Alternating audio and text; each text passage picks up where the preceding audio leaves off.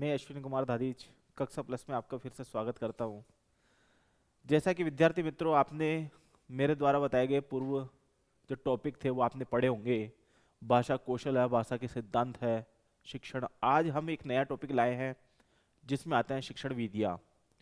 शिक्षण विधियाँ भी उसी को कहते हैं जो हमने कल टॉपिक एक पढ़ा था, तो उसमें भी शिक्षण विधियों के द्वारा में बताया गया है कि हमारे शिक्षण अभिरुचि था जो कल वाले टॉपिक के अंदर, उसके अंदर शिक्षण अभिरुचि यानी शिक्षण को किस प्रकार हम बेहतरीन बना सकते हैं, किस प्रकार बहुत अच्छा बना सकते हैं, वो शिक्षण अभिरुचि था। आज है हमारे पास शिक्षण की विधियाँ। शिक्षण विधियाँ जिसके अंतर्गत आ जाती है कि हम जिस भी भाषा, हम संस्कृत भाषा को पढ़ रहे हैं तो उसमें व्याकरण शिक्षण पढ़ रहे हैं तो व्याकरण शिक्षण की विधियाँ हो गई। हम साहित्य शिक्षण पढ़ रहे हैं तो उसमें काव्य विधियाँ हो गई। साहित्य के अंदर गद्य भी आता है तो गद्य विधियाँ हो गई। साहित्य भाग में पद्य व पद्यांश भी आते हैं तो वो पद्य विधियाँ हो जाती है। तो इस तरीके वो शिक्षण विधियाँ हैं जो हमारे काम में आती है। आज फिर आपके लिए एक नया टॉपिक शिक्षण विधियों का मैं फिर अश्विन कुमार धारिज आपका तहे दिल से स्वागत करता हूं। कक्षा प्लस में आपका फिर से स्वागत है। आज का टॉपिक हमारा शिक्षण विधियां। संस्कृत शिक्षण विधियां, जैसा कि हम जानते हैं संस्कृत शिक्षण विधियां होती है। शिक्षण विधियां शिक्षण को बेहतरीन बनाना है। व्याकरण शिक्षण विधियां है तो व्याकरण शिक्षण को बहुत बेहतरीन बनाना है। पद्य शिक्षण है तो उसको बहुत बेहतरीन बनाना है। तो ये शिक्षण की विधियां हैं। तो प्राचीन जमाने में हम जैसे विद्यालय में जाते थे, प्राचीन जमाने हम गुरुकुल में जाते थे तो वहाँ पर शिक्षण विधियाँ, वहाँ पर भी वही कंठस्थीकरण विधि चलती थी। आज भी हम यदि उसको माने तो आज भी कंठस्थीकरण विधियाँ चल रही है।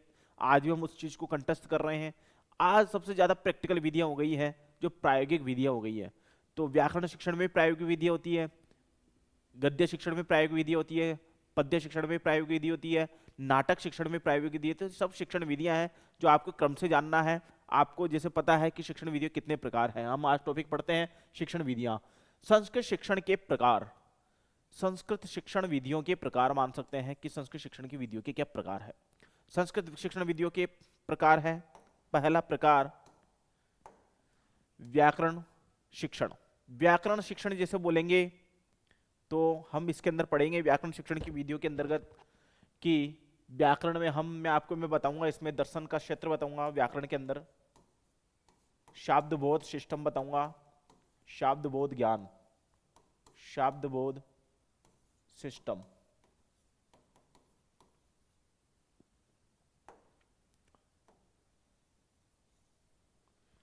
शाब्द बोध सिस्टम।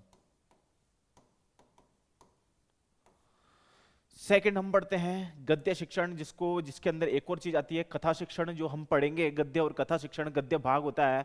गद्य में कहा गया है गद्य कविराम निक्षम वदंती, गद्य कवियों की कसौटी है। गद्य जो कवि होते हैं अपनी विद्वता का प्रदर्शन कर सकते हैं। गद्य भाग ऐसा भाग है जिसमें विद्वता प्रदर्शन किया जा सकता है। तो ये गद्य शिक्षण विधि है। पद्य शिक्षण विधि जिसके अंदर श्लोक आदि आते हैं, तो श्लोक आदि को कैसे हम पढ़ाते हैं, उसकी क्या शिक्षण विधियां होती है। नाटक शिक्षण जिसको बोलते हैं अभिनय, हम जो अभिनय कर रहे हैं वो नाटक शिक्षण है। जो फिल्म हो रही है वो नाटक शिक्षण की विधियां होती है। जैसा कि व्याकरण शिक्षण, व्याकरण शिक्षण की विधियों में मैं आपको बताऊंगा दर्शन, शब्दबोध सिस्टम कि शब्दबोध सिस्टम क्या होता है, दर्शन क्या होता है। इसके अलावा प्रौद्योगिक विधियां भी है। व्याकरण शिक्षण विधि एक दर्शन विधि तो है ही है, मनोवैज्ञानिक विधि भी है, और इसके अलावा प्रौद्योगिक विधि भी यह होती है। आगे जैसा कि सबसे पहले हम पढ़ेंगे व्याकरण शिक्षण विधियां। व्याकरण शिक्षण पढ़ेंगे सबसे पहला वाला, तो उसके अंदर सबसे पहले हम इसका परिचय पढ़ते हैं। सबसे पहले हमें किसी शब्द को जानने के लिए उसकी व्युत्पत्ति जानना बहुत आवश्यक है। उसकी व्युत्पत्ति जानना बहुत जरूरी है। व्याकरण हम पढ़ रहे हैं तो व्याकरण शब्द की उत्पत्ति क्या होती है। उत्पत्ति, व्युत्पत्ति में कौन कौन सी चीज आती है। प्रत्यय आ सकते हैं, उपसर्ग आ सकते हैं, शब्द रूप आ सकता है, धातु रूप आ सकता है। यानी वो शब्द बना कैसे, उसके अंदर किन किन चीजों का मिलान होकर के वह शब्द बना है। व्युत्पत्ति उसे कहते हैं किन किन शब्दों का विलान चिन्ह करके बना है, किन किन धातुओं से बना है, किन किन प्रत्ययों से बना है, और किन उपसर्गों से वह बना है। तो हमारा व्याकरण कैसे बना है। व्याकरण बना है हमारा, व्याकरण हम माने तो यहां पर मिसप्रिंट है, यहां पर वी है, वी उपसर्ग पूर्वक, वी उपसर्ग आंग धातु कृत क्री धातु लुट प्रत्यय के योग से एक व्याकरण शब्द बनता है। वी और आंग उपसर्ग लग के क्री धातु का प्रयोग होकर के लुट प्रत्यय लग करके व्याकरण शब्द की उत्पत्ति होती है, जिसकी परिभाषा क्या है, शास्त्र शिक्षा शास्त्रों ने जिसकी परिभाषा दी है कि व्याक्रियन्ते व्युत्पद्यन्ते शब्दा अनेन इति व्याकरणम। व्याक्रियन्ते व्युत्पद्यन्ते मतलब जिस शास्त्र के द्वारा शब्दों की व्युत्पत्ति दिखाई जाए वह शास्त्र व्याकरण कहा जाता है। जिन शास्त्रों के द्वारा हम शब्दों की व्युत्पत्ति बताते हैं, शब्दों की उत्पत्ति बताते हैं, निघंटु बताते हैं, वह व्याकरण माना गया है।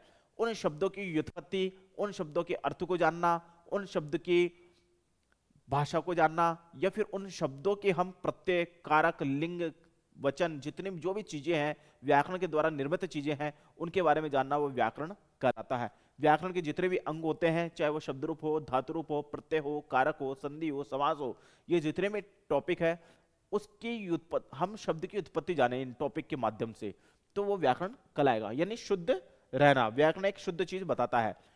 अब आते हैं कि व्याकरण के किन किन चीजों ने क्या क्या परिभाषा दी है। पतंजलि बहुत मोस्ट इंपोर्टेंट है कि पतंजलि ने एक उत्पत्ति बताई है। क्या बताया गया है? शब्दानुशासनम, शब्द का अनुशासन ही व्याकरण है। उन्होंने एक परिभाषा बताई गई है पतंजलि ने कि शब्द का अनुशासन करना व्याकरण कहलाता है। मतलब शब्द को क्रमशः लिखना वह व्याकरण है। शब्द को यदि हम, शब्द एक ऐसी चीज है जिसके द्वारा यदि उसका ऊपर नीचे प्रयोग किया गया तो अनर्थता को प्राप्त हो जाता है। जैसे आपको मैंने पहले श्लोक एक बताया था, यद्यपि बहुनादि से तथापि पटपुत्र व्याकरणम स्वजन स्वजन माभूत सकलम सकलम सकृत चिकृत। इसका अर्थ मैंने आपको पहले बताया था जब भाषा कौशल मैंने पढ़ाया था व्याकरण के द्वारा कि यद्यपि बहुनादि से, आप ज्यादा नहीं पढ़े लेकिन व्याकरण तो पढ़े ही पढ़े। यद्यपि बहुनादि से पठा तथापि पटपुत्र व्याकरणम, यानी व्याकरण को पढ़ना ही चाहिए। क्यों पढ़ना चाहिए व्याकरण? क्योंकि स्वजन स्वजन माभूत, यानी अपने लोगों को हम स्वजन नहीं कह सके, हम अपने लोगों को स्वजन नहीं कहें, उनको स्वजन कहें। तो इसलिए व्याकरण पढ़ना बहुत जरूरी होता है। यहां पर भी यही चीज बताई गई पतंजलि ने कि शब्द का अनुशासन करना व्याकरण होता है। शब्द का अनुशासन यानी शब्द को सही रूप में बताना व्याकरण होता है। ये बहुत मोस्ट इंपोर्टेंट सूत्र है। इस सूत्र के द्वारा पतंजलि ने महाभाष्य की रचना करी है। यह महाभाष्य का लिया गया सूत्र है। महाभाष्य जो पतंजलि के द्वारा निर्मित है। महाभाष्य एक आह्निक है, दर्शन शास्त्र का बहुत बड़ा ग्रंथ है, जिसके अंदर, महाभाष्य के अंदर हम शब्द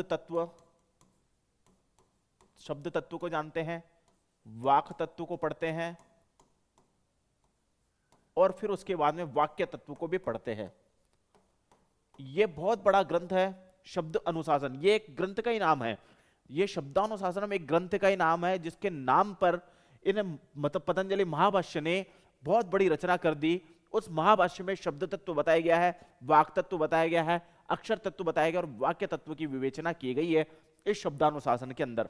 इस टॉपिक पर, इस शब्द के अंदर ही सब कुछ छुपा हुआ है। शब्द का अनुशासन करना यानी शब्द को सही रूप में जानना, वह व्याकरण कहलाता है। व्याकरण की परिभाषा भी यही है और शब्दानुशासन एक ग्रंथ भी है जिसके अंदर महाभाष्य है। महाभाष्य ग्रंथ का नाम है और इस महाभाष्य में बहुत चीजें दी गई है।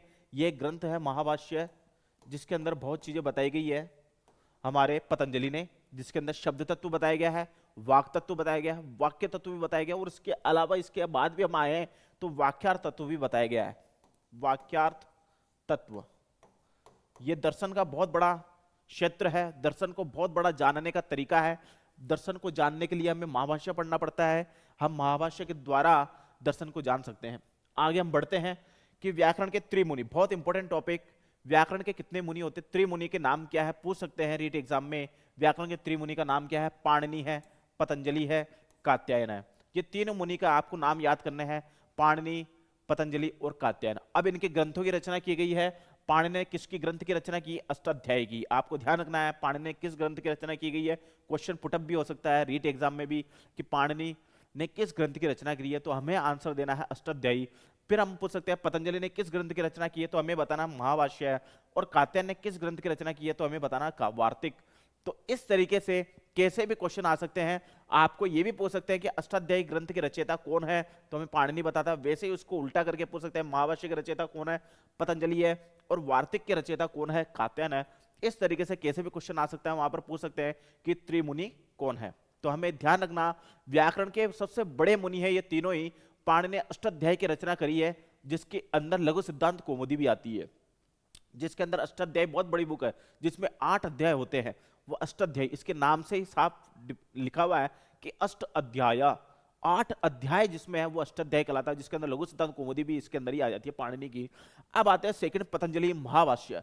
अब महाभाष्य में दर्शन का विवेचन है, पूरा का पूरा महाभाष्य जो ग्रंथ है वो दर्शन का विवेचन बताया गया है, शब्द अनुशासनम, जैसा कि मैंने आपको ये सूत्र बताया, शब्दानुशासनम, इस शब्द का अनुशासन करना कैसे किया जा सकता है, शब्द का अनुशासन वो महाभाष्य में बताया गया है। दर्शन का बहुत बड़ा ग्रंथ है ये व्याकरण का भी है बहुत बड़ा ग्रंथ है और दर्शन शास्त्र का बहुत बड़ा ग्रंथ है, जिसके अंदर हमें ईश्वर, जीव, जगत आदि के बारे में जानने को मिलता है।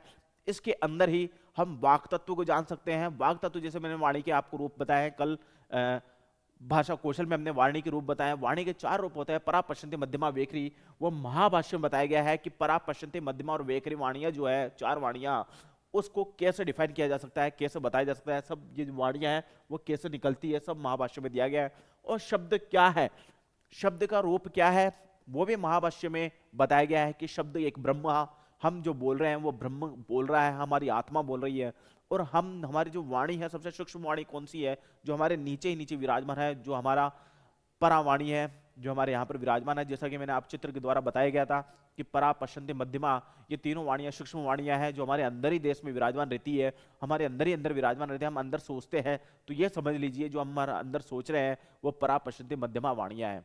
और जब हम सामने प्रकट कर रहे हैं वो अभिव्यक्त वाणी है, जिसको बोलते हैं व्याकरण वाणी, जो स्फोटवाद का रूप है। व्याकरण वाणी होती है वो स्फोटवाद होता है। परा, पश्चंती, मध्यमा वाणी जो होती है वो सूक्ष्म वाणियां है, जो हम अंदर ही अंदर सोच रहे हैं, अंदर ही अंदर बात कर रहे हैं। वो बात करना ही अंदर ही अंदर विराजमान जो हमारी वाणियां हैं, परा, पश्चंती, मध्यमा, ये 3 वाणियां सूक्ष्म वाणियां जो हम अंदर ही अंदर विराजमान रहती है। फिर उसके बाद में जो स्फोट वाणी है, हम जो बाहर प्रकट करते हैं, बाहर बोलते हैं, बाहर आवाज निकालते हैं, वो स्पष्ट वाणी होती है, स्फोटवाद भी कहलाता है और व्याकरण वाणी भी होती है। अब आते हैं कात्यायन। कात्यायन ने भी व्याकरण की ग्रंथ की रचना करी, कात्यायन ने वार्तिक ग्रंथ की रचना करी।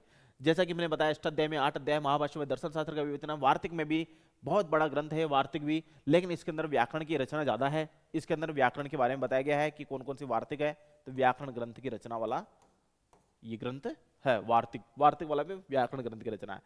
अब आते हैं व्याकरण का क्या प्रयोजन है, व्याकरण का प्रयोजन या कारण। प्रयोजन को हम क्या माने, कारण मानते हैं। इस प्रयोजन का हमें सबसे पहले अर्थ जानना होता है कि प्रयोजन क्या होता है, तो इसको हम मानते हैं कारण होता है। प्रयोजन का आप शाब्दिक अर्थ जाने, जैसा कि मैंने आपको बताया था कि किसी भी शब्द का सबसे पहले हमें शाब्दिक अर्थ जानना है। शाब्दिक अर्थ जान जाएंगे तो उसको आगे हमें समस्या का सामना नहीं करना पड़ता है कि प्रयोजन, इसका क्या प्रयोजन है, इसका क्या कारण है, वो हम पढ़ेंगे कि व्याकरण का क्या प्रयोजन है, व्याकरण का क्या कारण है, पढ़ने का क्या फायदा है। तो व्याकरण का मतलब यह है, सूत्र एक आता है रक्षोहा गमलद्व संदेहा। रक्ष इसके अंदर आता है, रक्ष पहला, दूसरा ऊ है, तीसरा आगम, चौथा लघु और 5वां संदेहा। ये 5 चीजें मिलकर के व्याकरण के कारण बने जाते हैं कि ये जो 5 चीजें हैं ये व्याकरण का कारण है। इनको जानने का कारण, व्याकरण को जानने का यही कारण है कि इसके अंदर रक्ष भी ध्यान रख सकते हैं, ऊह का भी ध्यान रख सकते हैं, आगम का भी ध्यान रख सकते हैं, लघु और संदेहा, इन 5 चीजों का हम ध्यान रख सकते हैं। ये व्याकरण के कारण है, प्रयोजन है। और मैं आपको बताना चाहता हूं कि आप यदि हमसे जुड़े हुए हैं तो आप यदि कक्षा प्लस से कोई नोट्स आप पीडीएफ फाइल डाउनलोड कर सकते हैं। इसके अलावा कोई भी कोर्स हमारे स्क्रीन चैनल पे आ रहे हैं तो आप उसको कम पैसे में भी, कम रुपए में भी ले सकते हैं। तो पीडीएफ फाइल आप डाउनलोड कर सकते हैं, फ्री डाउनलोडेड भी है और पेमेंट डाउनलोड भी है। तो आप ऐप को देखें, ऐप के अंदर सारी चीज़ें दी गई है। आप कक्षा प्लस में आप कोई सी भी चीज़ ले सकते हैं, पीडीएफ डाउनलोड कर सकते हैं। इसके अलावा आपको यदि कोई चीज़ पेपर चाहिए या फिर कोई नोट्स चाहिए है तो आज ये पेमेंट का ही मोड है, तो बहुत ही कम रुपए में आपको कक्षा प्लस के द्वारा वो सब्जेक्ट का नोट्स आपको मिल सकते हैं। तो आगे हम बढ़ते हैं कि श्लोकः, एक श्लोक आता है, श्लोकः यानी व्याकरण का ही श्लोक है, व्याकरण के द्वारा रचित श्लोक है। इसके अलावा हम मानते हैं कि एक शरीर है। अब वेदांग कितने होते हैं, वेद, हमारे वेद सबको लगभग लगभग पता है कि वेद 4 होते हैं, उपवेद भी 4 होते हैं। वेदांग कितने होते हैं, वेदांग होते हैं 6, वेदांग 6 होते हैं, शिक्षा, कल्प, निरुक्तन, व्याकरण, छंद और ज्योतिष, ये 6 वेदांग है। वेदांग यानी जो वेद के अंग होते हैं। वेद तो है ही है, वेद में 4 वेद तो है ही है। 4 वेद में जो है ऋग्वेद, यजुर्वेद, सामवेद और अथर्ववेद होते हैं। अब 4 वेदों के उपवेद भी होते हैं, धनुर्वेद, आयुर्वेद इत्यादि जो है उपवेद है। अब आते हैं वेदांग में। वेदांग कितने होते हैं? वेद के अंग, जिसके अंदर व्याकरण भी आता है, हम व्याकरण वो पढ़ रहे हैं, शिक्षण व्याकरण शिक्षण विधियां पढ़ रहे हैं, इसलिए व्याकरण भी इसमें ही है और छंद भी इसमें ही है। तो ये सारी चीजें जो 6 वेदांग है, वेदांग के अंदर एक व्याकरण का टॉपिक, वेदांग के अंदर एक व्याकरण आता है। तो इस व्याकरण में कहाँ से बोला गया है, हमारे शरीर में किस भाग में व्याकरण विराजमान है, हमारे शरीर का ऐसा कौन सा भाग है जहां पर व्याकरण विराजमान है।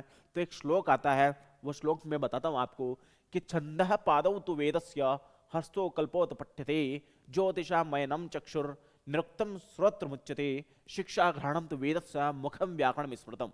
इसका अर्थ है हम व्याकरण पढ़ रहे हैं, व्याकरण शिक्षण, तो व्याकरण हमारा कहाँ से बोला गया है? व्याकरण बोला गया है मुखम व्याकरण स्मृतम, व्याकरण बोला गया है मुख से, मुख के ऊपर व्याकरण विराजमान है, क्योंकि व्याकरण हमारे मुख पर विराजमान है। कंठस्थीकरण प्रक्रिया, कंठस्थीकरण ज्ञान जो होता है वो व्याकरण के द्वारा होता है, हमारे मुख के द्वारा होता है, मुख में व्याकरण विराजमान है। इसलिए मुखम व्याकरण स्मृतम, हमें मुख को व्याकरण मानना चाहिए, स्मरण करना चाहिए, मुख को व्याकरण मान करके स्मरण करना चाहिए। इस श्लोक का शाब्दिक भावार्थ मैं आपको बता देता हूं कि छंद पादौ तु वेदस्य, हमारे पैर में छंद विराजमान है, हमारे हाथ में कल्प विराजमान है, हमारे चक्षु में ज्योतिष विराजमान है, हमारे कान में निरुक्त विराजमान है, हमारे घ्राण में शिक्षा विराजमान है। ये जितने भी चीजें हैं, छह के छह ये वेदांग है। ये श्लोक वेदांग पर आधारित है। हम यहाँ पर माने तो ये श्लोक वेदांग पर आधारित है। वेदांग होते हैं छह वेदांग होते हैं, छह के छह वेदांग हमारे शरीर में किस भाग में विराजमान है, हमारे शरीर के ऐसे कौन सा भाग है जिसमें वेदांग विराजमान होते हैं, वेद के जो अंग है वो विराजमान होते हैं। तो हमें सबसे पहले छंद यदि आता है तो पैर में छंद विराजमान है, फिर उसके बाद में कल्प, हमारा हाथ में कल्प विराजमान है, चक्षु में यानी आंख में ज्योतिष विराजमान है, हमारे आंखों में ज्योतिष विराजमान होती है, कान में निरुक्त विराजमान होता है और नाक में हमारे शिक्षा विराजमान रहती है और उसके अलावा मुख में व्याकरण विराजमान होता है।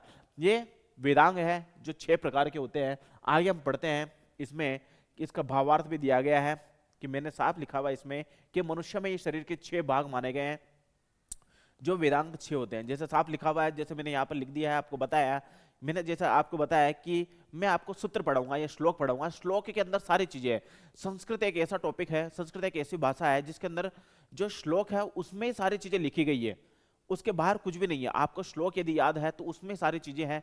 उच्चारण स्थान आपको पढ़ाएंगे तो वो श्लोक सूत्र के माध्यम से पढ़ाएंगे, ताकि सूत्र में सारी चीजें विराजमान है, सूत्र में उनका अर्थ विराजमान है, सूत्र में उनकी भावार्थ विराजमान होता है। जैसे ये श्लोक है तो श्लोक में पूरा अर्थ विराजमान है। अब मैंने आगे लिखा है कि छंद पैर में विराजमान है, वेद हाथ में विराजमान है, ज्योतिष आंख में विराजमान है, निरुक्त कान में विराजमान है, शिक्षा नाक में विराजमान है और व्याकरण हमारा मुख में विराजमान है। जैसा कि श्लोक में बताया गया है वैसा का वैसा ही हम यहाँ पर आपको बताया गया, दर्शाया गया है। आगे हम पढ़ते हैं पाणिनि। मैंने आपको बताया था बहुत ही मोस्ट इंपोर्टेंट क्वेश्चन हो जाता है कि त्रिरचना कौन कौन सी है। त्रिरचना बोलते हैं, त्रिमुनि कौन कौन से हैं, मैंने आपको बताया पाणिनि, कात्यायन और पतंजलि। तो तीनों ही मुख्य हैं, 3 आपको याद करने हैं। त्रिमुनि, त्रिमुनि के ग्रंथ की रचना कौन कौन सी है वो भी आपको याद करना। पाणिनि के द्वारा अष्टाध्यायी की रचना की गई है और पतंजलि के द्वारा महाभाष्य की रचना की गई है और कात्यायन के द्वारा वार्तिक की रचना की गई है। तो ये 3 मुनि और ग्रंथ आपको याद करने हैं। आगे हम पढ़ते हैं पाणिनि, जो व्याकरण के सर्वोपरि रचना है। व्याकरण को इन्होंने बहुत बड़ा योगदान दिया है पाणिनि ने।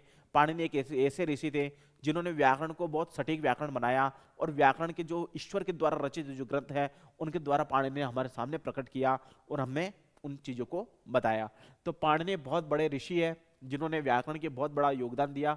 तो पाणिनि में वाक्य में ही भाषा की इकाई माना गया है। अब वाक्य में भाषा की इकाई माना जाता है। अब वाक्य में क्या है, पाणिनि ने एक श्लोक लिखा है, अष्टाध्यायी महाभाष्य, ये जो कात्यायन के द्वारा रचित महाभाष्य है और हमारा पतंजलि के द्वारा रचित जो महाभाष्य है उसके अंदर एक श्लोक भी आता है कि हम, ये श्लोक बहुत इंपॉर्टेंट है, तात्विक श्लोक है ये वाला, इसको बोलते हैं तात्विक श्लोक। व्याकरण का तात्विक श्लोक, ये एक तात्विक श्लोक है। जिसको दर्शन के माध्यम से जानते हैं। दर्शन का श्लोक है ये, जिसके अंदर चत्वारि श्रृंगा त्रयोदश्य पादा द्वे शीर्षे सप्तासु अस्य त्रिधा बद्धो वृषभोरवीति महोदेव मर्त्य आविशेषा। यानी 4 सींग है, 3 पाद है, चत्वारे श्रृंगा त्रयोश्य पादा, ये पादा है, 3 पैर है, द्वे शीर्षे 2 सिर है, 2 सिर है, द्वे शीर्षे 2 सिर है, सप्तासो अस्या त्रिधा बद्धो वृषभोरवीति, 3 बंधे हुए वृषभ है, महादेव मर्त्या विशेष, महादेवो यानी महादेव शिव, भगवान शिव, भगवान शिव को दर्शन शास्त्र में मान करके चीज बताई गई है। भगवान शिव के द्वारा, भगवान शिव के शरीर के अंदर जो सींग हैं, जो भगवान शिव के द्वारा जो रचित जो चीजें हैं, भगवान शिव को मान करके महाभाष्य में भी बताया गया है और भगवान शिव के द्वारा रचित भी है। ये श्लोक है भगवान शिव के द्वारा रचित है, जिसको शिव दर्शन भी कहते हैं। शिव दर्शन में भी है, शिव दर्शन में भी श्लोक है भगवान शिव के द्वारा रचित। इसके अंदर चत्वारि श्रृंगा त्रयोदश पादा द्वे शीर्षे सप्तासु अस्या त्रिधा बद्धो वृषभोरवीति महादेव मर्त्य आविशेषा। तो यानी महादेव के जितने भी चीजें हैं, चाहे वो बेल से हो, चाहे वो नाग से हो, चाहे वो शरीर से हो, जितने भी चीजें हैं वो चीज बताई गई है इसके अंदर। इसका अर्थ हम बताते हैं आपको। व्याकरण के 4 सिंह है। अब 4 सिंह क्या क्या है? पहला नाम, दूसरा आख्यात, तीसरा उपसर्ग और चौथा निपात। तो ये 4 सिंह व्याकरण के 4 सिंह। व्याकरण के 3 पैर है। व्याकरण का बहुत बड़ा ग्रंथ है, तो इसलिए व्याकरण के 3 पैर कौन कौन से है? भूत, वर्तमान और भविष्य। व्याकरण के 2 सिर है। व्याकरण के 2 सिर, एक तो सुप सिर है और एक तिंग सिर है। तिंग प्रत्यय, सुप प्रत्यय होते हैं। व्याकरण के 3 स्थान से बंधा हुआ है। पहला हृदय, दूसरा कंठ, तीसरा सिर के द्वारा व्याकरण बंधा हुआ है। महादेव मर्त्य आविशेष है। महादेव के द्वारा रचित जो ग्रंथ होते हैं उस ग्रंथ की रचना व्याकरण में ये बताया गया है। व्याकरण तत्व है, ये जितने भी चीजें मान में आपको बताए हैं व्याकरण के तत्व है। जिन तत्वों को जानने से वो तत्वों का विवेचन मैंने आपको बताया था। यहाँ पर मैंने आपको बताया कि व्याकरण का तात्विक श्लोक है ये व्याकरण को जानने का श्लोक है। व्याकरण को जानने के बाद में ईश्वर को जानने का भी श्लोक है ये व्याकरण का तो जानना ही जानना है, लेकिन ईश्वर को भी इसमें जान सकते हैं। इसमें 4 सिंह कौन कौन से हैं और इसके बाद 3 सिंह कौन से हैं, 2 पैर कौन से हैं, तो और इसके अलावा 3 चीजें क्या क्या है। तो इस द्वारा हम तात्विक विवेचन है जिसके अंदर दर्शन शास्त्र का है, जिसके अंदर हम ये मान सकते हैं कि यह ग्रंथ बहुत बड़ा है। इसके अंदर दर्शन शास्त्र का विवेचन है जिसमें ईश्वर, जीव, जगत इत्यादि का वर्णन किया गया है, जिसमें हम अपने आप को भी जान सकते हैं, इसके द्वारा हम ईश्वर को भी जान सकते हैं। तो ये ईश्वर के द्वारा रचित जो ग्रंथ है उस ग्रंथ में चीजें बताई गई है कि व्याकरण के 4 सिंह है, नाम, आख्यात, उपसर्ग, निपात। व्याकरण के 3 पैर है, भूत, वर्तमान और भविष्य है। व्याकरण के 2 सिर है, सुप तथा तिंग प्रत्यय। व्याकरण के 3 स्थान से बंधा हुआ है, हृदय, कंठ और सिर। तो इस प्रकार से व्याकरण का तात्विक विवेचन बताया गया है। व्याकरण के विषय में बताया गया, व्याकरण का तात्विक विवेचन भी बताया गया। अब आते हैं व्याकरण शिक्षण के उद्देश्य क्या होते हैं। उद्देश्य जैसे मैंने आपको बताया, उद्देश्य का अर्थ होता है लक्ष्य। लक्ष्य कौन कौन से हैं? व्याकरण का लक्ष्य क्या है? पहला आता है ध्वनि तत्व का ज्ञान होना, ध्वनि तत्व का परिचय कराना। बहुत बड़ा मुख्य महत्वपूर्ण यह टॉपिक है व्याकरण दर्शन। व्याकरण का बहुत बड़ा टॉपिक है ये व्याकरण शिक्षण, जिसके अंदर दर्शन के द्वारा ईश्वर की रचना, अक्षर तत्व की रचना, वाक तत्व की रचना, शब्द तत्व की रचना, वाक्य तत्व की रचना इत्यादि। फिर उसके बाद में वाक्यार्थ रचना, स्फोटवाद, बहुत बड़ा क्षेत्र है व्याकरण का, जिसके अंदर व्याकरण के अंदर हम ध्वनि तत्व को जानते हैं। ध्वनि तत्व होता है, ध्वनि ईश्वर है। फिर उसके बाद में आते हैं शब्द रूपों का ज्ञान और वाक्य रचना हमें जानना है। शब्द रूप कैसा होता है, वाक्य रचना कैसी होती है। शुद्ध वाक्य रचना, हम व्याकरण हम पढ़ रहे हैं तो हमें शुद्ध बोलना है, शुद्ध बोलेंगे तो शुद्ध लिखेंगे, तो ये शुद्ध रचना है जिसके अंदर उच्चारण स्थान भी आते हैं, जिसके द्वारा शुद्ध रचना होती है। अब आती है व्याकरण शिक्षण की विधियां। विधियों पढ़ने से पहले मैं आपको बताना चाहता हूं व्याकरण शिक्षण का क्या उद्देश्य है, व्याकरण शिक्षण पढ़ने के क्या फायदे हैं। हम व्याकरण शिक्षण पढ़ते हैं, व्याकरण पढ़ते हैं, उसको बहुत बड़ा फायदा है। इसके अंदर मैं आपको बताना चाहता हूं कि व्याकरण पढ़ने के क्या फायदे हैं। व्याकरण जैसा कि लिखा गया है, व्याकरण में पहला आता है शाब्द बोध सिस्टम। व्याकरण में शाब्द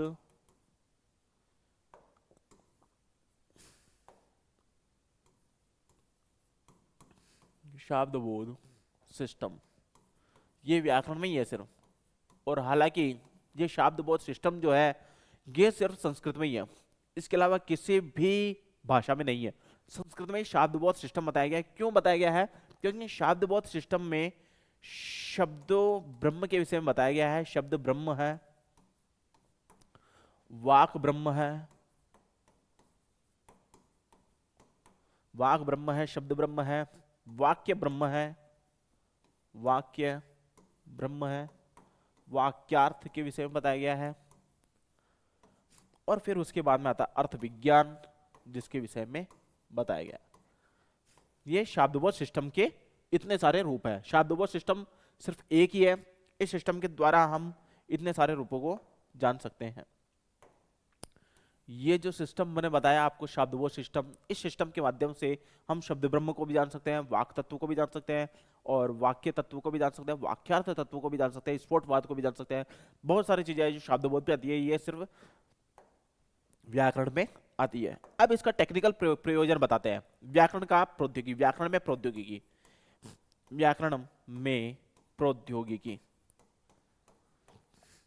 प्रौद्योगिकी यानी टेक्नोलॉजी। अब कंप्यूटर की कुछ लैंग्वेजेस होती है। कंप्यूटर की कौन कौन सी लैंग्वेजेस होती है जिसके अंदर बहुत बड़ा योगदान है? एक तो जावा, प्रोलोग, पाइथन, एआई, रोबोटिक्स। इसमें रोबोटिक्स का योगदान इसमें हो रहा है,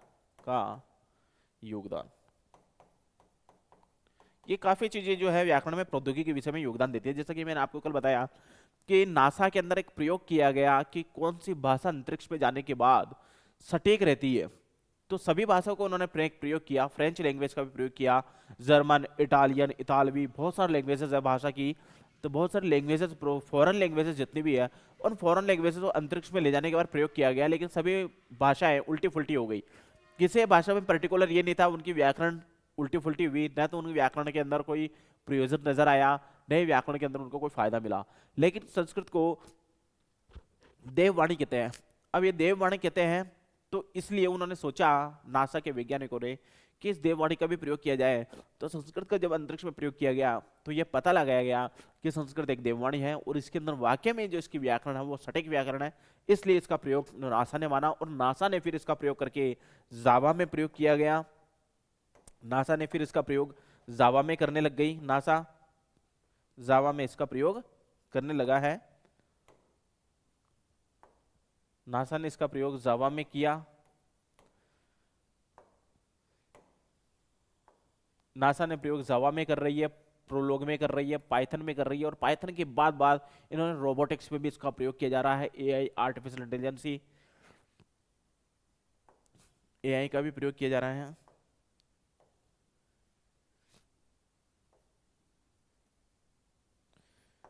एआई का भी इसमें प्रयोग किया जा रहा है और आर्टिफिशियल इंटेलिजेंस में इसका प्रयोग किया जा रहा है। रोबोटिक्स में इसका प्रयोग किया जा रहा है। आजकल आने वाले टाइम के अंदर कृत्रिम बुद्धि को, संस्कृत को कृत्रिम बुद्धि में परिवर्तित कर दिया। डेटा रोबोटिक्स में डाल करके रोबोट को भी संस्कृत सिखाया जाएगा। रोबोट भी संस्कृत में बोलेंगे और संस्कृत भाषा को समझेंगे। रोबोट के माध्यम से इसका प्रयोग किया जा रहा है। व्याकरण का रोबोटिक्स में प्रयोग कर रहे हैं। आगे हम पढ़ते हैं। जैसा कि मैंने आपको बताया कौन कौन सी विधियां होती है, तो सबसे पहले हम लेंगे, अब आते हैं शिक्षण की विधियों में। सबसे पहले विधि लेंगे पारायण विधि। पारायण ये विधि होती है जो रेगुलर की जाती है, जो निरंतर की जाती है। पारायण विधि में ये होता है ध्यान लगाना, मनुष्य तपस्वी बनना। ये पारायण विधि का उद्देश्य है। मनुष्य क्या तपस्वी बने, विद्यार्थी भी तपस्वी बने, पारायण विधि का उद्देश्य है। विद्यार्थी भी सूत्र को जाने। व्याकरण का फिर मूल उद्देश्य क्या है? सूत्र को जानने, सूत्र के बाद उसका अध्ययन करें। वाद विवाद विधि का अध्ययन करें, व्याख्या विधि का भी अध्ययन कर सकते हैं, वो किसी टॉपिक पर बता सकते हैं, व्याख्या कर सकते हैं। आगमन का भी प्रयोग कर सकते हैं, वो आगमन का भी प्रयोग कर सकते हैं, उसके अंदर उदाहरण के द्वारा नियम बता सकते हैं, व्याकरण के द्वारा, व्याकरण के अंदर जो उदाहरण है उसके द्वारा नियम नियम बता सकते हैं। आगमन विधि। निगमन विधि उसे कहते हैं जो नियम से उदाहरण की ओर बताना, नियम के बाद उदाहरण को बताना। भाषा संसर्ग विधि भी इसमें व्याकरण में। आगमन निगमन विधि आधुनिक विधि है जो दोनों को मिलीजुली विधि है, दोनों को ज्वाइंट करके विधि बनी है। और फिर उसके बाद में आता है समवाय विधि। तो ये सारी विधि है, ये सारी विधियां जो है व्याकरण की विधियां हैं, जिसके अंदर मुख्य जो है हमारा सबसे सर्वोपरि जो हमारा सिद्धांत है या फिर हमारा उद्देश्य है यह है कि तपस्वी बने, यानी भगवान को प्राप्त करें। ये हमारा संस्कृत भाषा का मूल उद्देश्य होता है। संस्कृत भाषा में सबसे ज्यादा चीजें भगवान की चीजें बताई गई है, तो हम ईश्वर को जानने सबसे हमारा पहला मूल उद्देश्य तो यही है। तो व्याकरण के द्वारा भी हम ईश्वर को जान सकते हैं, क्योंकि व्याकरण के द्वारा मैंने आपको बताया कि महाभाष्य ग्रंथ की रचना है जिसके अंदर दर्शन शास्त्र है, और महाभाष्य ग्रंथ में दर्शन के अंदर ईश्वर, जीव, जगत और इत्यादि का विवेचन किया गया है, जिसमें हमारे स्वयं का विवेचन भी है। उसके अंदर हम स्वयं क्या है, अहम ब्रह्मास्मि, अहम तत्वमसि, ये सारी चीजें हमें व्याकरण में मिलती है, दर्शन शास्त्र में भी मिलती है। तो ये संस्कृत शैक्षणिक विधियां है जो रेट को एग्जाम को पार करने के लिए। पारायण विधि जो ध्यान योग्य विधि है, जिसके अंदर रेगुलर काम किया जाए, दिनचर्या हमारी कैसी हो, वो पारायण विधि के अंतर्गत आती है। सूत्र विधि जिसके अंदर हम सूत्र सीखते हैं, सूत्र के द्वारा उस विधि को समझाया जा सकता है। वाद विवाद विधि भी है। फिर उसके बाद में व्याख्या विधि भी है, व्याख्या के द्वारा हम व्याकरण को समझा सकते हैं। आगमन विधि है जिसके अंदर द्वारा उदाहरण से नियम की ओर हम व्याकरण को समझा सकते हैं। निगमन विधि नियम के बाद उदाहरण देकर हम उसको समझा सकते हैं। भाषा संसर्ग विधि भाषा के द्वारा समझा सकते हैं। आगमन निगमन विधि है, दोनों जो है आधुनिक विधियां हैं। ये एक ये जो 8वां है ये आगमन निगमन विधि आधुनिक विधि में आती है, व्याकरण की आधुनिक विधि है। आगे हम पढ़ते हैं पारायण विधि। अब हमारा टॉपिक आता है पारायण विधि में। पारायण विधि क्या है? सबसे पहले पारायण विधि जो है पाणिनि के समय प्रचलित थी। मतलब पारायण विधि पाणिनि के समय प्रचलित थी, क्योंकि ये कंठस्थीकरण पर बल देती है। पारायण विधि कंठस्थीकरण पर बल देती है, यह विधि कंठस्थीकरण पर बल देती है। पारायण विधि कठिनता के स्तर पर पारायण होता है, कठिनता स्तर पर पारायण होता है। ब्रह्मचारी इसमें सर्वोपरि रहता है। कुश के आसन पर बैठना पड़ता है, यानी हमें कुशा के आसन, डाब के आसन पर बैठ करके हमें रोज पारायण करना चाहिए, मौन रोज मंत्र की जाप करें। ये पारायण विधि का मूल उद्देश्य है, जिसके अंदर मैंने आपको बताया पाणिनि के समय प्रचलित थी, कंठस्थीकरण प्रक्रिया पर बल देती है ये विधि, और इसके द्वारा ब्रह्मचारी कुश पर आसन पर बैठ करके पारायण कर सकता है। अब आते हैं दूसरी विधि, सूत्र विधि। दूसरी विधि आती है सूत्र विधि। जैसा कि आप सबको पता है सूत्र क्या होते हैं, संस्कृत के अंदर सूत्र को बताया गया है, सूत्र को समझाया गया है। संस्कृत के अंदर व्याकरण के अंदर जो सूत्र है उन सूत्रों के अंदर ही उसका अर्थ छिपा रहता है, उस सूत्र के अंदर उसका वाक्य छिपा रहता है, उस सूत्र के अंदर उसके अंदर भावार्थ छिपा रहता है। ये सारी चीजें सूत्र के अंदर छिपी रहती हैं। अब आते हैं सूत्र विधि की शिक्षण सूत्र क्या है। ये इसका उद्देश्य है समस्याद विशेषणम प्रति। सामान्यात, सामान्यात है ये, सामान्यात विशेषण प्रति। यहां पर सामान्यात है, सामान्यात विशेषण प्रति मिसप्रिंट हो चुका है। ये सामान्यात विशेषण प्रति का अर्थ होता है सामान्य से विशेष की ओर हम चले, ये सामान्यात विशेषण प्रति होता है। फिर उसके बाद में व्याकरण के नियमों को सूत्र के माध्यम से बताना। जैसा सूत्र विधि साफ लिखा हुआ है, सूत्र विधि व्याकरण के हम नियम बताए तो सूत्र के द्वारा बताए, तो इस सूत्र विधि का मूल उद्देश्य है। फिर व्याकरण के सूत्रों में कंठस्थीकरण प्रक्रिया पर बल देते हैं। यह विधि ऐसी है, इस विधि में भी कंठस्थीकरण प्रक्रिया पर बल देती है। और ये पाणिनि और कात्यायन की इस विधि का प्रयोग किया गया है। सूत्र विधि का प्रयोग पाणिनि और कात्यायन ने, जैसे मैंने आपको बताया, पाणिनि ने अष्टाध्यायी ग्रंथ की रचना करी, बहुत इंपॉर्टेंट है पाणिनि और कात्यायन। कात्यायन ने वार्तिक की रचना करी, वार्तिक ग्रंथ की रचना करी, जिसके अंदर सूत्र है। इन दोनों जो ग्रंथ हैं, इन दोनों ग्रंथों में सूत्र का प्रयोग ज्यादा किया गया है। पाणिनि ने अष्टाध्यायी में सूत्रों का प्रयोग किया गया, कात्यायन ने अपने वार्तिक में सूत्रों का अत्यधिक प्रयोग किया है, इसलिए सूत्र विधि के दोनों में सूत्र मिलते हैं। अब इस सूत्र के सूत्र विधि कितने प्रकार के होते हैं, सूत्र विधि में सूत्र कितने प्रकार के होते हैं, यह हम बताते हैं। सूत्र विधि जैसा कि मैंने आपको बताया व्याकरण के अंदर सूत्र ज्यादा होते हैं, उस सूत्रों के माध्यम से उनका अर्थ हम बता सकते हैं, उन सूत्रों के माध्यम से हम उनका भावार्थ बता सकते हैं। तो ये सूत्र विधि है जिसके अंदर सिर्फ सूत्र होते हैं। सूत्र के अंदर 2 ही ग्रंथ है हमारे, पाणिनि के द्वारा अष्टाध्यायी, कात्यायन के द्वारा वार्तिक ग्रंथ की रचना, जिसके अंदर 2 ही सूत्र होते हैं। अब आते हैं सूत्र होते कितने प्रकार के हैं। तो सूत्र के 6 प्रकार होते हैं, जैसा कि साफ लिखा हुआ है, सूत्र के होते हैं 6 प्रकार। एक श्लोक आता है, ये एक श्लोक है, श्लोक आता है, संज्ञा च परिभाषा च विधिर नियम एवं च अतिदेशो अधिकार च षड्विधम सूत्र लक्षणम। अब सूत्र का लक्षण क्या है और कितने प्रकार का होता है? सूत्र लक्षणम संज्ञा च परिभाषा च विधिर नियम एवं च अतिदेशो अधिकार च षड्विधम सूत्र लक्षणम। इसका अर्थ यह होता है, संज्ञा पहला है, दूसरी परिभाषा है, तीसरी विधि है, चौथा नियम है, अतिदेशो, पांचवा अतिदेश है, छठा अधिकार है।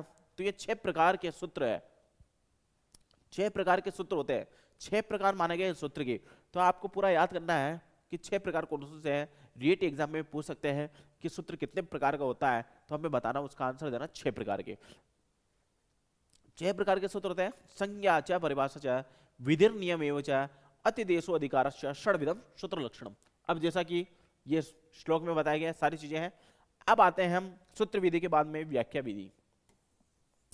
व्याकरण को हम व्याख्या के द्वारा भी समझा सकते हैं, व्याकरण को सूत्र के द्वारा समझा सकते हैं, व्याकरण को पारायण के द्वारा भी समझ सकते हैं। तो व्याकरण को समझने की विधियां है ये। व्याकरण को सबसे पहली विधि हमारी आई थी पारायण विधि, सेकंड विधि हमारी आई है सूत्र विधि, अब हमारी तीसरी विधि आई है व्याख्या विधि। अब व्याख्या विधि भी क्या है, इसका उद्देश्य क्या होता है? इसका उद्देश्य है कि काठिन्य निवारण। व्याकरण में हम कठिनता का निवारण करें। कठिनता का निवारण कैसे कर सकते हैं? व्याख्या करना है उसकी। व्याख्या करने का अर्थ क्या है? व्याख्या में हमें क्या है, उनके व्याकरण आनी चाहिए। व्याख्या करने के शब्द की हम व्याख्या करेंगे तो उसकी व्याकरण हमारा सटीक होनी चाहिए। क्या चाहिए उसमें, कौन सा धातु है, कौन सा प्रत्यय है, कौन सा उपसर्ग है, कौन सा लिंग है, कौन सा वचन है, कौन सा कारक है, कोई सी भी चीज पूछा इसमें कौन सा शब्द रूप है।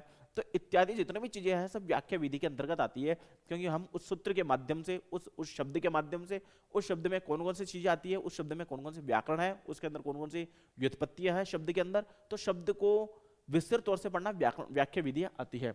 तो लेकिन सबसे पहले आता है काठिन्य निवारण। जो मैंने आपको बताया, शब्द के अंदर हमें उस काठिन्य का निवारण करना है, शब्द को कठिनता से सरलता की ओर लेके जाना है।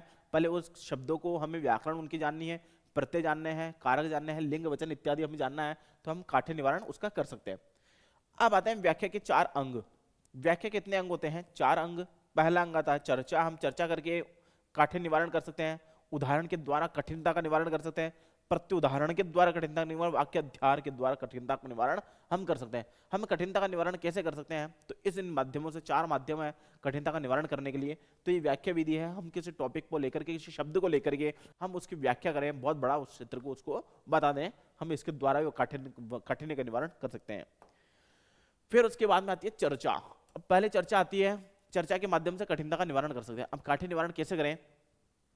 चर्चा के माध्यम से हम कठिनता का निवारण करें, कठिनता के निवारण करें, काठिन्य निवारण चर्चा के माध्यम से। हम किसी से बात करके सूत्र में आए पदों का विग्रह करके उन पर चर्चा करनी चाहिए। हम उन पर चर्चा कर सकते हैं, किसी भी सूत्र पर उस पर चर्चा कर सकते हैं। किसी भी सूत्र के द्वारा हम व्याकरण बता सकते हैं, किसी शब्द का व्याकरण बताना है तो उसमें सारी चीजें बता सकते हैं। तो ये चर्चा के द्वारा बता सकते हैं। अब उदाहरण देकर के भी हम किसी सूत्र का व्याख्या कर सकते हैं। हमें उदाहरण पता है तो उस सूत्र की व्याख्या कर सकते हैं, हमें उस शब्द की भी व्याख्या कर सकते हैं उदाहरण देकर के। उदाहरण देकर के हम नियम बता सकते हैं, उदाहरण देकर के हम उसकी रचना कर सकते हैं, व्याकरण बता सकते हैं। उदाहरण देकर नियम बताना। अब आता है प्रत्युदाहरण। मतलब उदाहरण के द्वारा एक अन्य उदाहरण भी हम दे सकते हैं। प्रत्युदाहरण का मतलब ये है कि प्रति उदाहरण, हम उसके द्वारा नए शब्द का भी उदाहरण दे सकते हैं। जरूरी नहीं है हम उसी शब्द को ले, उस शब्द के द्वारा नए शब्दों को भी हम ले सकते हैं। तो सूत्र पे आए शब्दों का अन्य उदाहरण भी देना प्रत्युदाहरण होता है। अब वाक्याध्याय, सूत्र के अर्थों को संपूर्ण करने के लिए अन्य सूत्र के बताना। सूत्र के अर्थ हमें पता नहीं हो, सूत्र का अर्थ हमें जानना है, तो एक सूत्र का अर्थ जान करके भी हम उसको फिर कठिनता का निवारण कर सकते हैं। एक सूत्र का अर्थ जानने के अन्य सूत्र को भी हम बता सकते हैं उस सूत्र के माध्यम से। तो ये है वाक्याध्याय। अब आते हैं कि परिभाषा। व्याख्या विधि की क्या परिभाषा है? व्याख्या विधि की परिभाषा क्या होती है? व्याख्या विधि की परिभाषा। अब देखिए व्याख्या विधि में क्या परिभाषा है। व्याख्या विधि में ऐसी क्या चीज है जो हमें जानना है, क्योंकि व्याख्या विधि एक ऐसी विधि है जिसके अंदर हम सूत्र के माध्यम से हम पूरी चीज बता सकते हैं, व्याख्या कर सकते हैं। एक सूत्र के माध्यम से हम पूरा पेपर हम भर सकते हैं, सूत्र के माध्यम से हम पूरी चीज उसमें व्याख्या बता सकते हैं। जैसे कि मैंने आपको बताया चर्चा के द्वारा हम व्याख्या कर सकते हैं, एक सूत्र पे चर्चा कर सकते हैं, एक सूत्र पे हम उदाहरण दे सकते हैं, एक सूत्र पे हम नियम बना सकते हैं, एक सूत्र पर प्रत्युदाहरण दे सकते हैं, एक सूत्र पर वाक्याधार दे सकते हैं। तो ये एक सूत्र पर ही है सब कुछ, एक सूत्र पर हम उसको चर्चा कर रहे हैं, उसमें व्याख्या कर रहे हैं, एक सूत्र में उदाहरण दे रहे हैं, तो एक सूत्र के बाद अन्य सूत्र भी बता रहे हैं, सब ये व्याख्या है। हम व्याख्या उस चीज की कर रहे हैं, सूत्र की व्याख्या हम कर रहे हैं। तो एक सूत्र की अब व्याख्या में क्या उसका श्लोक है, क्या परिभाषा है। ये एक श्लोक है जिसमें है पदच्छेदः पदार्थोक्ति विग्रहो वाक्य योजना अपेक्षोवत समाधानम व्याख्यानम षड्विधम स्मृतम। अब व्याख्यान भी 6 प्रकार का होता है, व्याख्यान 6 प्रकार का होता है। वो कैसे जानना है। पदच्छेदः, पहला है पदच्छेद, पदच्छेद के द्वारा हम व्याख्या कर सकते हैं। कोई भी शब्द ले ले, कोई सा भी सूत्र ले ले, पहले उसका पदच्छेद करना है, यानी टुकड़े करना है, यानी अन्वय करना है। पदच्छेद होता है अन्वय करना, पदच्छेद होता है शब्दों के टुकड़े करना। तो पदच्छेद पहला है पदार्थोक्ति, दूसरा है पदार्थ, दूसरा था पदार्थ। हम उस पद का, उस शब्द का सबसे पहले अर्थ जाने, व्याख्या करनी है तो सबसे पहले पदच्छेद करना पड़ता है। कोई सूत्र बहुत बड़ा दिया हुआ है तो उसका पदच्छेद करना पड़ेगा सबसे पहले। जैसे कि मैंने आपको बहुत पहले एक सूत्र भी बहुत बता रहा हूं मैं बार बार आपको, एचो अयवायव, एचो अयवायव, ये संधि का सूत्र है। अब इसका सबसे पहले क्या करना पड़ेगा, पदच्छेद करना पड़ेगा। इसका पदच्छेद आप कैसे करेंगे, एच है, फिर उसके बाद में अय लेंगे, अव लेंगे, आय लेंगे, और ये आव, ये हो गया पदच्छेद, यानी टुकड़े हो गए। अब पदार्थोक्ति, पदार्थोक्ति मतलब उसका अर्थ हम जानेंगे। पद यानी इस शब्द का, इस सूत्र का क्या अर्थ होता है, पहले हम ये जानेंगे। पदार्थोक्ति विग्रह वाक्य योजना, विग्रह, तीसरा आता है विग्रह, हम इसका विग्रह करेंगे, इसको बताएंगे। वाक्य योजना चौथा आता है, हम इसका वाक्य बनाएंगे। आपेक्षोवत समाधानम, आक्षेप, पांचवा होता है आक्षेप, और छठा होता है समाधान। ये व्याख्यान के 6 प्रकार होते हैं। व्याख्यान को 6 प्रकार से हम डिवाइड कर सकते हैं, 6 प्रकार की परिभाषा है। जैसा पहला आएगा पदच्छेद, यानी शब्दों के टुकड़े करना। पदार्थोक्ति, शब्दों का अर्थ जानना। विग्रह करना, उनका समास विग्रह करना, विग्रह का अर्थ होता है समास विग्रह कर सकते हैं, है ना। वाक्य योजना, हम उसके बाद में वाक्य बना सकते हैं। चौथे के बाद पांचवा वाक्य विधि में आक्षेपों का प्रयोग कर सकते हैं, वाक्य विधि में समाधान, हम समाधान कर सकते हैं व्याख्या विधि में। तो व्याख्या विधि के 6 प्रकार है जो हम व्याख्या को षड्विधम सूत्र लक्षणम, इसको भी षड्विधम स्मृतम, इसको यही कर सकते हैं षड्विधम स्मृतम, इसको 6 प्रकार से जानना चाहिए। जैसा कि मैंने नीचे लिखा है अर्थ में यही है, पदच्छेद, वही पद, अर्थ, विग्रह, वाक्य, समाधान इत्यादि मिलाकर के ये सब जो है 6 प्रकार के हो जाते हैं। 6 प्रकार के जो है इसके व्याख्या विधि के अर्थ हो जाते हैं, 6 प्रकार से हम जान सकते हैं। तो ये व्याख्या विधि के प्रकार है। इसलिए फिर उसके बाद में आता है आगमन विधि। व्याख्या विधि के बाद आती है आगमन विधि। आगमन विधि जैसा सबको बहुत इंपॉर्टेंट विधि है ये आगमन विधि। परीक्षा में बार बार इस आगमन विधि और निगमन विधि से क्वेश्चन पूछे जाते हैं। रीट के एग्जाम हो या फिर आरपीएससी का एग्जाम हो, सेकंड ग्रेड का हो, फर्स्ट ग्रेड का हो, किसी भी ग्रेड का जो एग्जाम होता है, आगमन विधि को जरूर एक ना एक क्वेश्चन पुटअप हो जाता है कि आगमन विधि है क्या। सबसे पहले हमें जानना है कि आगमन विधि का अर्थ क्या होता है। जैसा कि मैंने आपको बताया, पहले सबसे पहले शाब्दिक अर्थ जाने, फिर उसके बाद में उसको विस्तृत तौर से जाने। पहले हमें शाब्दिक अर्थ जाना है तो विस्तृत तौर से हम पढ़ सकते हैं। शाब्दिक अर्थ क्या होता है, आगमन विधि का अर्थ होता है कि पहले उदाहरण देना, उदाहरण से नियम की ओर, नियम की ओर हमें पहले ये जानना है, उदाहरण से नियम की ओर। सबसे पहले हमें यह जानना है कि आगमन विधि का अर्थ क्या होता है। सबसे पहले शाब्दिक अर्थ हमें जानना पड़ता है। आगमन विधि का अर्थ है उदाहरण से नियम की ओर। अब इसके अंदर पहला यही है टॉपिक, इसका उद्देश्य पहला नियम क्या है कि उदाहरण से नियम की ओर जानना। अब आता है विशिष्ट को अध्ययन करके फिर सामान्य का अध्ययन करना। विशिष्ट अध्ययन करके हम सामान्य का अध्ययन कर सकते हैं। आगमन विधि में प्रत्यक्ष के आधार पर प्रमाण देना, प्रत्यक्ष एक प्रमाण है खुद ही, तो प्रत्यक्ष को प्रमाण देने की आवश्यकता नहीं होती है, तो प्रत्यक्ष के आधार पर प्रमाण देना है। और फिर स्थूल तत्व के आधार पर सूक्ष्म तत्व की जानकारी हमें देना है। तो आगमन विधि में सबसे पहला मुख्य यही है कि हमें पहले उदाहरण जानना है, उदाहरण की से नियम की ओर चलना है। पहले कोई भी उदाहरण ले लेवे, फिर उसके बाद नियम उसके बतावें। जैसा कि मैंने बार बार एक श्लोक आपको मैं बता देता हूं, उदाहरण से नियम की ओर। जैसे मैंने बताया, एक उदाहरण लिया है पाव का, यह एक उदाहरण है। अब इसका हमें नियम बताना है। अब इसका नियम क्या है? नियम क्या है? नियम हमें जानेंगे। अव को आव आदेश हुआ, हमें नियम बताया। अव को आव आदेश हुआ, आव आदेश हुआ, ये एक नियम है। अब इसके अंदर सूत्र आया अयादि संधि। ये अब हमने अयादि संधि का नियम बताया, अयादि संधि। तो पहले उदाहरण बताया, पहले हमने पावक बताया, फिर उसके बाद में इसका नियम हमने बताया। इस पावक का पहला स्टेप आता है, फिर ये स्टेप जाकर के दूसरा स्टेप इसमें नियम की ओर बढ़ जाता है। तो आगमन से नियम की ओर।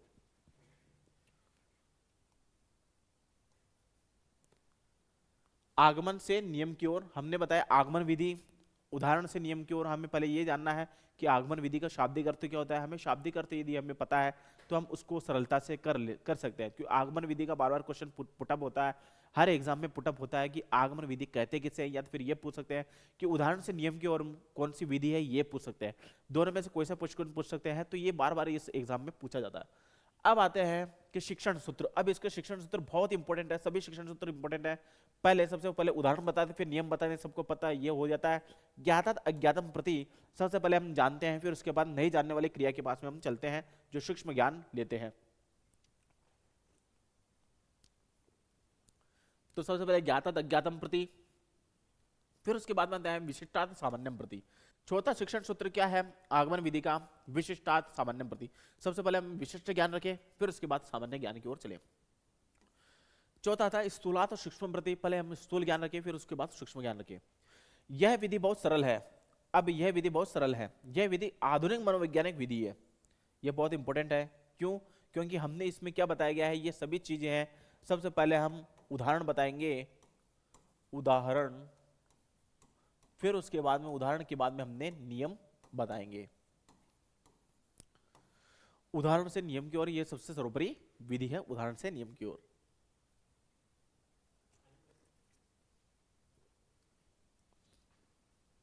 यह विधि सबसे सरल है, यह मनोविधि मनोवैज्ञानिक है, मनोवैज्ञानिक पर आधारित विधि है। इसके आगे हम पढ़ते हैं निगमन विधि। यह विधि भी बहुत इंपॉर्टेंट है, क्योंकि यह विधि भी अपने किसी भी एग्जाम में पूछा जाता है कि आगमन विधि किसे कहते हैं। उदाहरण से नियम की ओर विधि को आगमन विधि कहते हैं। यह पूछ सकते हैं कि उदाहरण से नियम की ओर चलने वाली विधि कौन सी है, तो हमें बताना आगमन विधि। अब निगमन विधि उससे उल्टी है, निगमन विधि उससे उल्टी है। इसमें नियम से उदाहरण की ओर चला जाता है, उसमें उदाहरण से नियम की ओर चला है। तो निगमन विधि में नियम से उदाहरण की ओर चलने वाली विधि निगमन विधि कहलाती है। यह भी बहुत मोस्ट इंपोर्टेंट विधि है, क्योंकि ये क्वेश्चन, इसमें से भी क्वेश्चन पुटअप होता है। नियम से उदाहरण की ओर, उदाहरण की ओर, इस विधि में से भी क्वेश्चन पुटअप होता है, क्योंकि यह विधि बहुत मोस्ट इंपोर्टेंट विधि है कि नियम से उदाहरण की ओर चलने वाली विधि कौन सी है, निगमन विधि है। तो हम नियमात उदाहरण प्रति, जैसा कि हमने यहां पर लिखा है, नियम से उदाहरण की ओर। इस विधि में शिक्षक पहले नियम बताकर उदाहरण देता है। शिक्षक पहले क्या करता है, पहले नियम बताता है, फिर उसके बाद में उदाहरण देता है। इस विधि में समय और परिश्रम कम लगता है, क्योंकि नियम बताने के बाद परिश्रम भी कम लगेगा, समय भी कम लगेगा। क्योंकि नियम यदि याद है तो हम किसी भी क्षेत्र की व्याख्या कर सकते हैं, किसी भी शब्द की हम व्याख्या कर सकते हैं, चर्चा कर सकते हैं, क्योंकि नियम बहुत जरूरी है। व्याकरण में सर्वोपरि चीजें हैं नियम। हमें नियम याद है तो हम सारा काम कर सकते हैं। तो नियम सर्वोपरि है, तो इसलिए इसमें समय कम लगता है। फिर उसके बाद निगमन विधि को सूत्र पद्धति के नाम से भी जानता है, क्योंकि हम किसी भी सूत्र को हम इसको डिफाइन कर सकते हैं, किसी भी सूत्र को परिभाषा हम दे सकते हैं।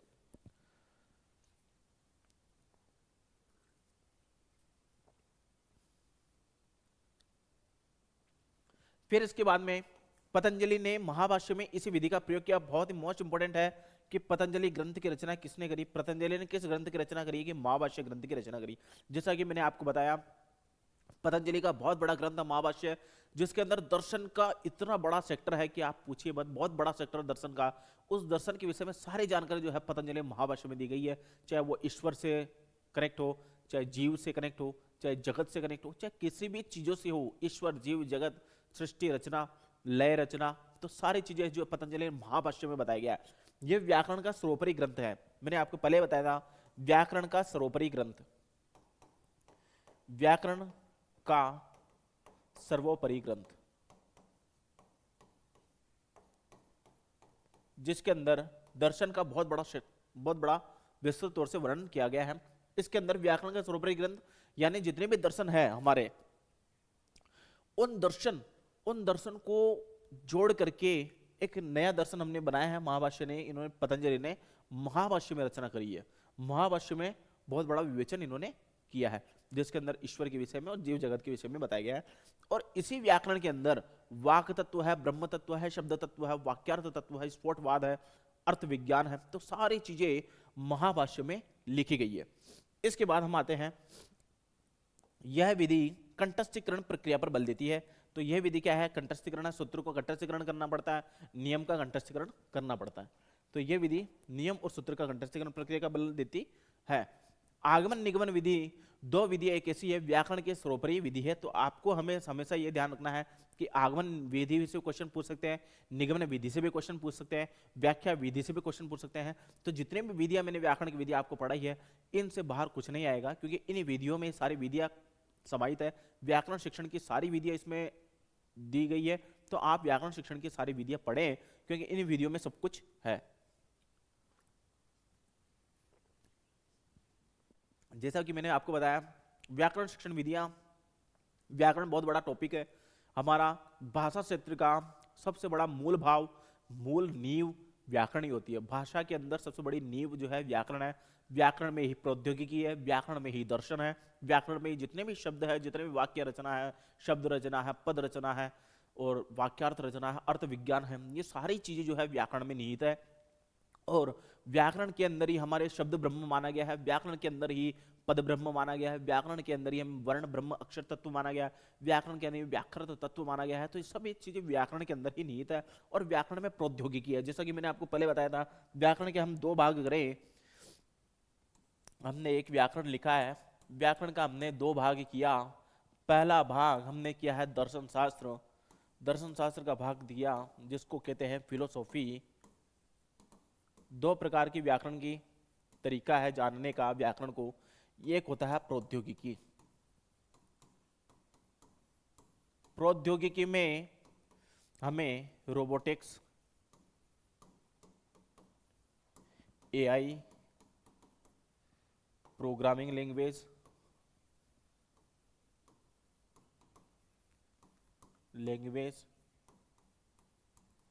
इसके अलावा इसमें लघु सिद्धांत कौमुदी, बहुत बड़ा ग्रंथ है लघु सिद्धांत कौमुदी का, बहुत बड़ा सेक्टर है लघु सिद्धांत कौमुदी जो सब पढ़ते हैं।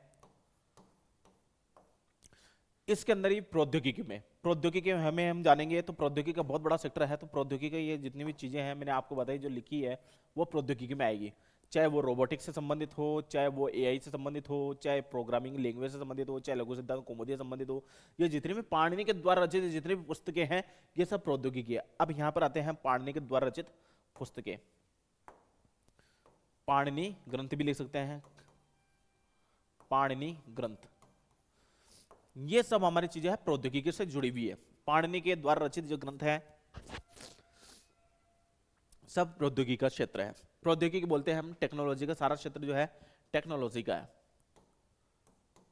टेक्नोलॉजी, ये सब जो क्षेत्र है टेक्नोलॉजी का। अब दूसरा आता है व्याकरण के अंदर ही प्रौद्योगिकी, फिलोसफी।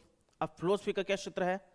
एक कात्यायनी की महाभाष्य, कात्यायन, पतंजलि, सॉरी इसमें पतंजलि का महाभाष्य, इसमें हम आएंगे पतंजलि का महाभाष्य